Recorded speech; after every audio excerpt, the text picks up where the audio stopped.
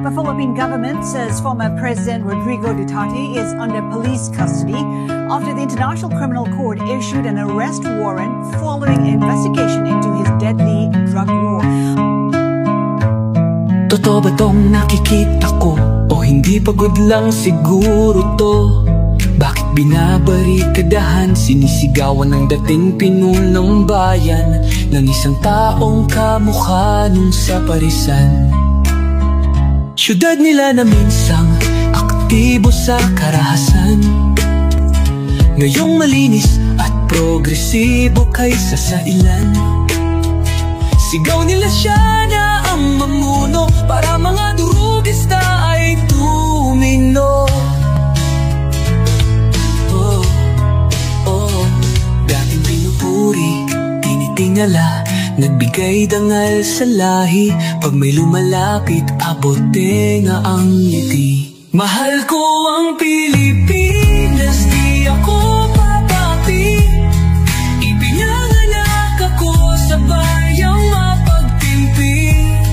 Ipaglalaban ko ang kalayaan kahit ako'y masawi.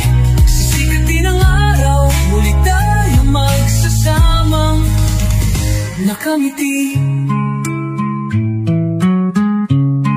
Inangat ang uniformeng kupas na may bahid ng dahas. Dudublihin ko sahod nyo, wag na kayo lumihis ng landas. Hulihin nyo mga gumagawa ng masama, kahit pangalan ko nakataya. Akong bahala sa kaso nyo, basta kayo ang nasa tama. Pero ano ang isinukli? Bakit kayo nagbunyagi? Pinakain nyo sa mga estranghero ang 80 na lolo'y parang may mali. Pagkatapos angat ang inyong moral na dating mabababa. Grabe ang isinukli, parang dumukot ng tae. Tapos nilagay sa kamay, sabay sampal sa kanyang mukha.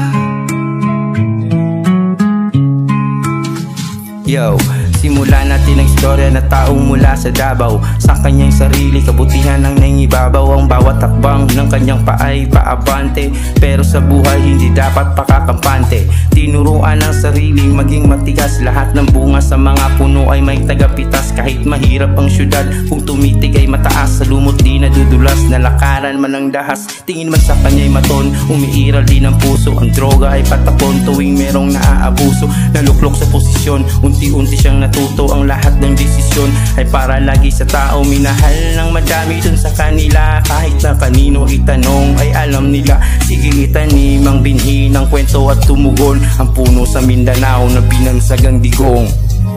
Bayan ng matatag,